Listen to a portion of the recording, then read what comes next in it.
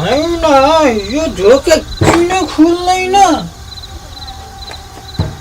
खुल्दैन के भइरहेछ यसलाई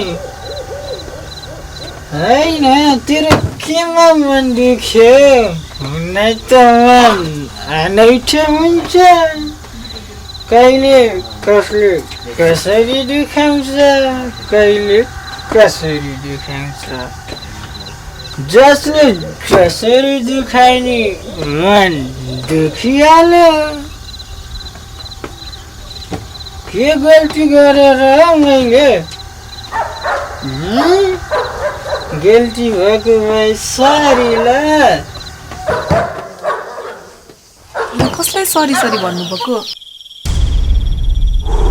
यहाँ त तपाईँ बाहेक अरू कसैलाई पनि देख्दिनँ अब जसलाई भने पनि के भयो र आफूलाई यहाँ टेन्सन भयो भन्नु न म केही सहयोग गर्न सक्छु कि समस्या ठुलो छैन यो ढोका खुल्दैन खै हट्नुहोस् त ढोका त खोलिहाल्छ नि चुक्कल खोलेसी म पनि कस्तो बुझ्छु के है अनि को रे मैले ठम्याउन सकिनँ नि हजुरले मलाई चिन्नुहुन्न म यो गाउँमा नयाँ हो असाध्यै प्यास लाग्यो त्यही भएर प्यास मेटाउन आएको अब जो पाए त्यहीकोमा जाने कुरा पनि भएन हजुरलाई यहाँ देखेँ त्यही भएर आएको हजुर कस्तो मजाको मान्छे त मलाई पनि तिमी साह्रै राम्री लाग्यो नराम्रो नसोच्नु है गल्ती भए सरी ल होइन त्यस्तो माफी माग्नु पर्दैन हजुरले म जस्तो यस्तो अभागी मानिसित किन मन दुखायो कि मैले त हाँसो पो गरेको होइन मेरो त हजुर जस्तो मान्छेसित भेट भयो असाध्यै खुसी लाग्यो यो त हर्ष र खुसीको आँसु हो अब ढोका पनि खुलिहाल्यो किन यहाँ उभिराखे कि जाउँ हिँड भित्र अप्ठ्यारो मान्नु पर्दैन पानी पनि उतै छ उतै पिउले आऊ जाउँ आऊ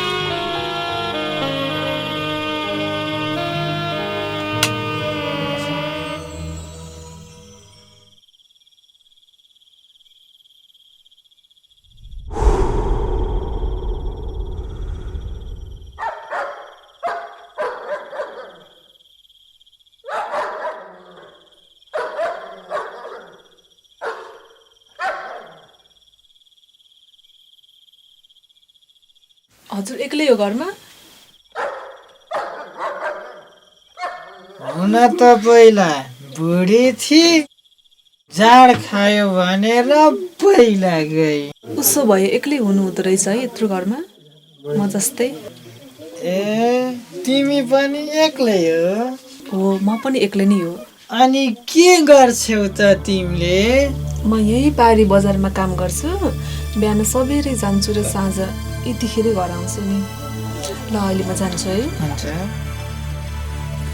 अनि आउँदा जाँदा पस्न नबिर्सनु है भइहाल्छ नि भोलि चाँडै आउँछु अनि बसौँला है म तिम्रै पर्खाइमा हुनेछु है बाई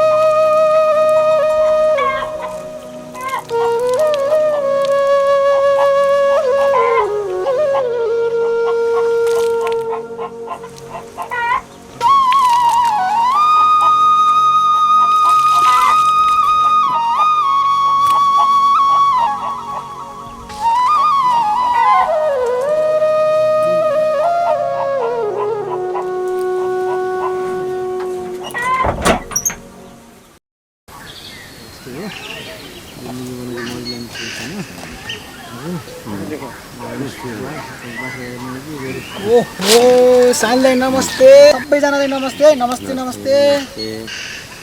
साइलो बा यो केटो एक्लै भौतारी रह यसको बुढीले पनि छोडेर गयो यो एक्लै भयो यसो कोही खोजिदिनु त एउटा टक्क पारेर बिहा दिनु पर्यो बेहोरा छैन त्यस्तो बेहुरै छैन जाँड खाँदै स्वास्नी पिट्दै गर्छ यो जग्गालाई कसले पत्ताउँछ र यो झुठेलाई कसले खान्छ जाँड? त्यसै नहुने कुरा नगर है। हल्ला नगर साँझ फर्किँदाखेरि दुइटा कुरा ठोक्किदिन्छस् जान खाएर के हान्छस् त हो यही कुरामा त स्वास्नीसँग पनि झगडा हुन्थ्यो, आज तिमीहरूसँग पनि हुने भयो। जड्या भन्ने जाबो 20-30 रुपियाँको गिलाससँग हुस्की र बरानीलाई जोड्ने। अब हुस्की भने नि फुस्की भने नि जाँड त जाँडै नै हो। यही त गल्ती छ, गु र गोबर एउटै हो भन्ने। त्यो गएर के भयो र? काला गए गोरा आउँछन्। यस्तासित पनि आएको आइयो अब त आउँदैन आउँछन् होइन, आइसके देखाउँछु एक दिन। के थाहा तिमीहरूलाई? भयो फुर्ती नला अब भएको अहिले त छोडेर गयो अब आउँछ नि यस्तो हेर्दै जाऊ थाहा पाउँछौ। जुठे हो जुठे, जे बोल्छ त्यही गर्छ, थाहा पाउँछौ। गर्छ यसले गर्छ अरू के गर्ने साँझ आउँदा दुइटा कुरा ठक्काउने काम गर्छ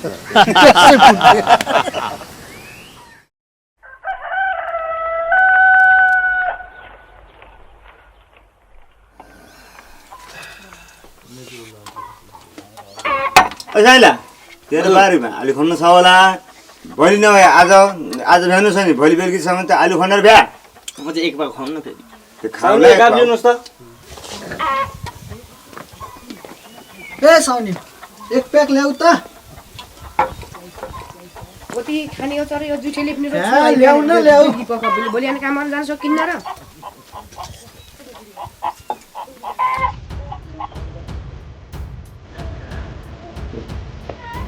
साउनी म एकैछिनमा आएँ है।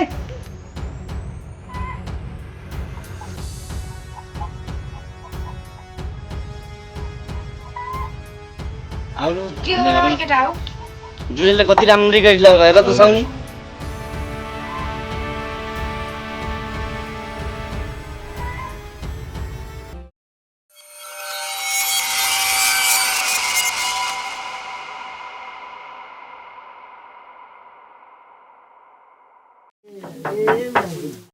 के म भित्र आउन सक्छु?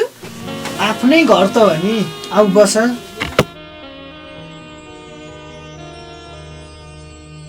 खाना खानुभयो? खाइसके।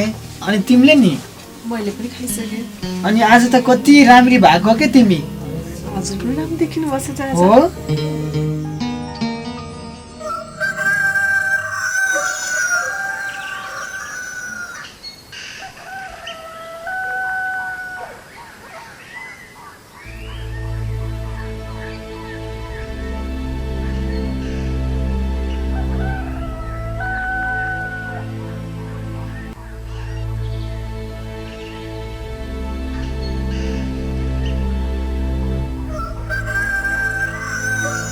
सुन्नु न, सुन्नु न, म जान्छु है।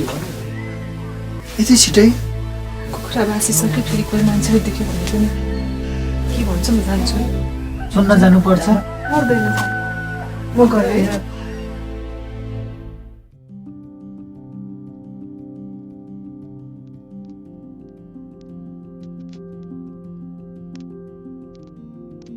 चिया लिनुहोस्। ए हजुर हजुरको त्यो साथी जोठी साली चाहिँ त कहाँ बिहे गरेको त नयाँ केटी लिएर हिँडिरहेको छ त जुठेले बिहा गर्यो अरे कहाँ बिहा गर्ने त्यसले खै गाउँभरि त्यही हल्ला छ त पहिलाको बुढी त पहिला गइसक्यो त्यसको कहाँ बिहा हुने होइन होला म तल मिटिङतिर जानु पनि छ म मिटिङमा जान्छु तिमी पनि कहाँ बिहेमा जाने भनेको जाऊ होइन म यसो बुझ्छु नि त त्यता पनि हुँदैन र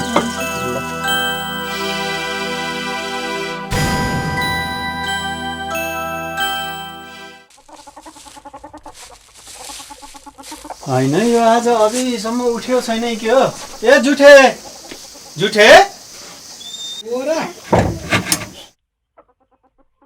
ए यो पो रहेछ भन् होइन त त आजकल हर्कै भएछस् केटीसित हिँड्छस् अरे त्यो केटी को हो त? किन म कसैसँग बोल्न हिँड्न पनि नहुने? एउटीले छाडी भन्दैमा उसैलाई सम्झेर बसिराखु? तँ त मेरो साथी होस् यार, तेरो भलाइको लागि भन्दैछु। त्यो केटी को हो के हो त्यो त मैले बुझ्नु पर्यो नि। खै त्यो त मलाई थाहा भएन। यहीँ तल बजारमा काम गर्छे अरे, बिहान जान्छे राति फर्कन्छे। राति कति बेला? ए राति यस्तै 10 बजेतिर आउँछे, बिहान कुखुरो बासेपछि 3 बजे जान्छे। उसको पनि घरमा कोही छैन अरे, त्यही भएर यतै बस्छे। राति 10 बजे आउने, बिहान 3 बजे जाने, यो चालक त मलाई ठिक लागेन। यो त मान्छे होइन क्या हो? के मान्छे नभएर ऊ जनावर हो त? मैले त्यसो भनेको होइन। तेरो एक्लो घर छ, त्यसमाथि तँ पनि एक्लै छस्। यस्तोमा प्रेत आत्मा पनि हुन सक्छ है। कसैले कसैको राम्रो भएको देख्न चाहँदैन नि। त्यसैले तैँले पनि मेरो राम्रो भएको देख्न र सुन्न चाहिनस्। नरिसा न, हो कि भनेर मात्रै हो। त्यसै रिसाउँछ? के मैले तेरो राम्रो भएको देख्न र सुन्न चाहन्न र? सधैँभरि नराम्रो दृष्टिकोणले मात्र हेर्नु हुँदैन, कहिलेकाहीँ त राम्रो हिसाबले पनि हेर्नुपर्छ। ल ल, राम्रो भएको भए ठिकै छ, म अहिले लागेँ।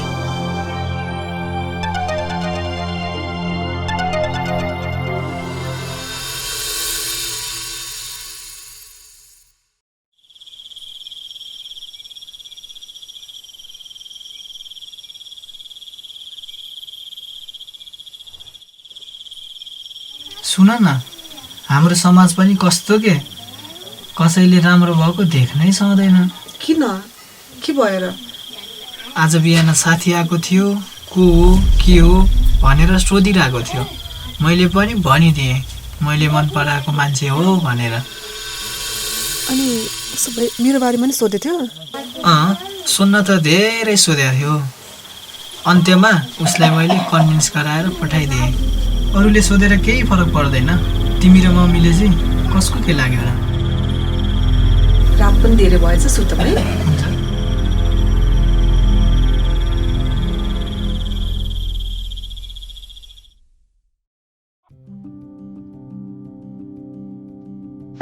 ए जुठे जुठे,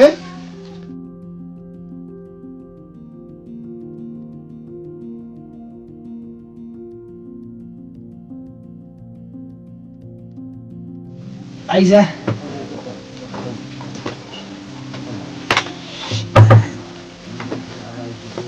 बस। होइन, तँलाई सन्चो भएन कि क्या हो? यति बेरसम्म सुते हस् त। यार, उठ्न मन पनि लाग्दैन, शरीरमा जाँगरै छैन। होइन, त्यो केटी आज पनि आइथी र? आइथिए। मैले अस्ति भन्दा त मसँग रिसाइस्। मलाई त पहिलेदेखि नै शङ्का थियो। त्यस्ता त प्रेत आत्मा पनि हुन सक्छन्। त्यस्ताको पछि लागिस् भने तेरो ज्यान सुकेर त मर्न पनि सक्छस्। हो र? त्यस्तो पनि हुन्छ? हुन्छ, त्यही भएर त भनेको। त्यो हो होइन भनेर कसरी पत्ता लगाउनु? उनीहरूको क्रियाकलाप हेरेर पनि थाहा पाइन्छ। उनीहरू हामी जस्तो हुँदैन। जस्तै? उनीहरूलाई खाना दियो भने एकैचोटि खान्छन्, आगो देखे भने डराउँछन्। उनीहरूको व्यवहार पनि फरक हुन्छ। अब पक्कै हो होइन भनेर जाँच्ने उपाय छ? सुन त।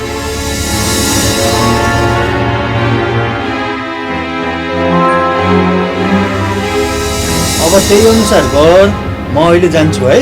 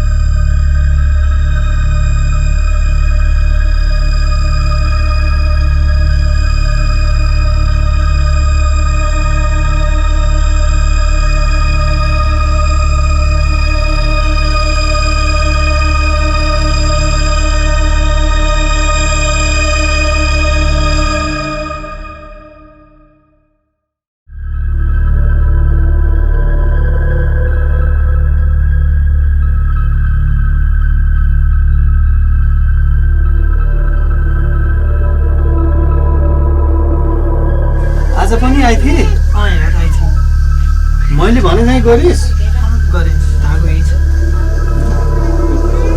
जाम फेरि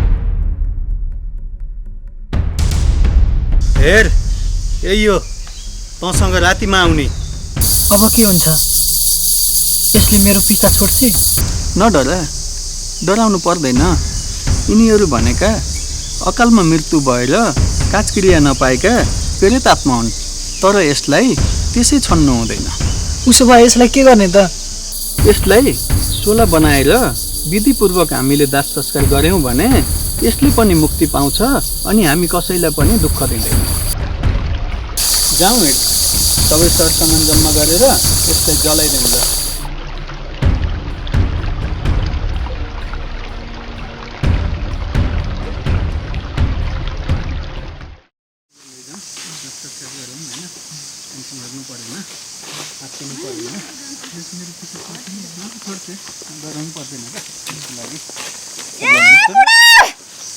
किन हो र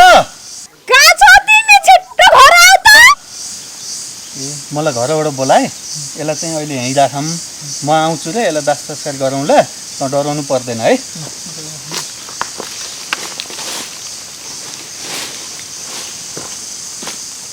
चाँडै आस है हुन्छ हुन्छ डराउनु पर्दैन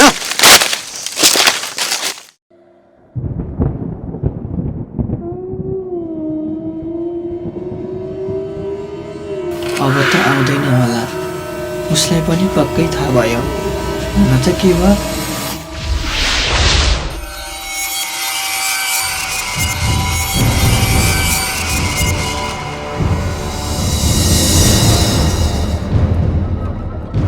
आखिर सबै छर्लङ्ग भयो हजुरलाई मेरो बारेमा म एउटा साधारण मान्छे होइन कुनै बेलामा थिएँ तर आज म एउटा प्रेतात्मा हो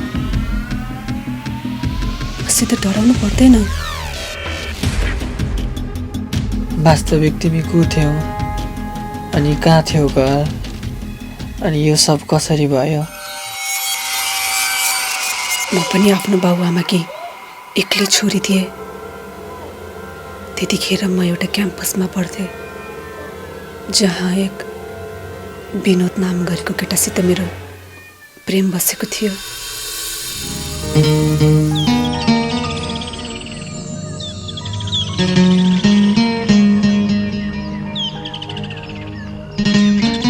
हामी नजिकिँदै गयौँ माया गहिरो हुँदै गयो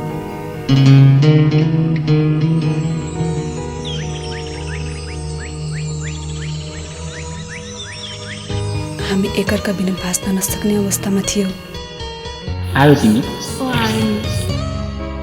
के चिन्तिला गर्छ त दिपा पनि सुत्नु सक्छ किन बढी सोध्छौ कि तिमी तिमी बिना बाँच्न सक्दैन भन्ने थाहा छ नि तिमीलाई हो रजिना तिमी बिना म पनि त कहाँ बाँच्न सक्छु हामीले सँगै बाँच्ने सँगै मर्ने कसम खाएका छौँ होइन र हो बिना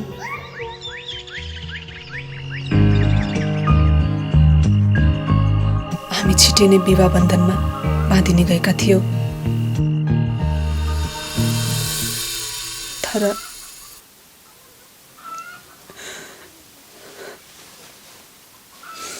त्यसपछि के भयो त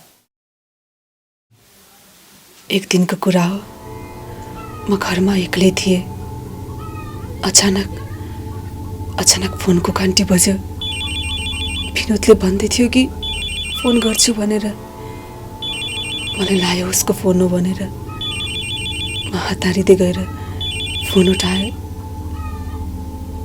तर त्यो फोन विनोदको साथीको रहेछ उसले फोनमा विनोद एक्सिडेन्ट भएको कुरा सुनायो म हतारिँदै हस्पिटलतिर गएँ र म पुग्दा विनोदले यो संसार छोडिसकेको रहेछ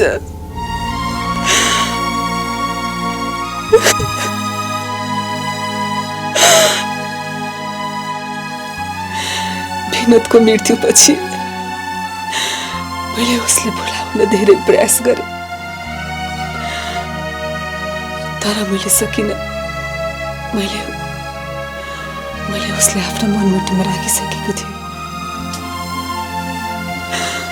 मलाई लाग्यो कि यदि म पनि मरेर गयो भने विनोद र म सँगै हुन्छन्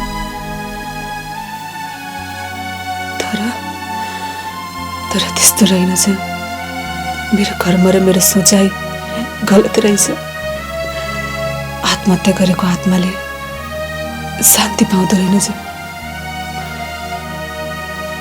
मेरो आत्मा अहिले यत्तिकै भड्किरहेको छ अन्त्यमा न शरीर रह्यो न मेरो आत्माले नै शान्ति पायो अनि मेरो काजक्रिया भएन र अधुरो प्रेमको प्यासमा मेरो आत्मा भौतारिरहेको छ र त्यो दिन मैले हजुरलाई देखेँ र लाग्यो कि मेरो अधुरो प्रेमको प्यास हजुरले केही मात्रामा भए नि मेटाउन सक्नुहुन्छ तर हजुरले नि अझ यथार्थ थाहा पाउनुभयो म चाहन्छु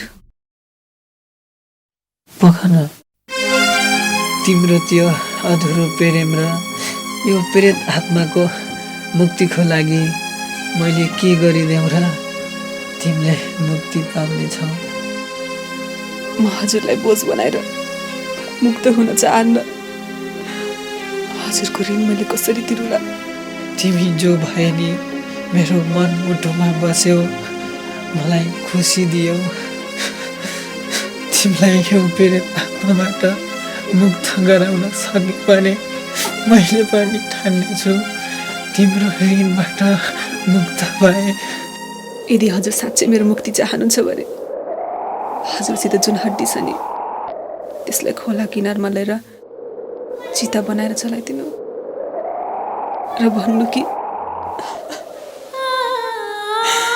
र अन्जानमा गरेको गल्तीको कारणले मुक्त हुन नसकेको यो प्रेत आत्माको मुक्तिको लागि एक अन्जुली जल चढाइदिनुहोस् र मुक्त होस् भनिदिनु म मुक्त हुनेछु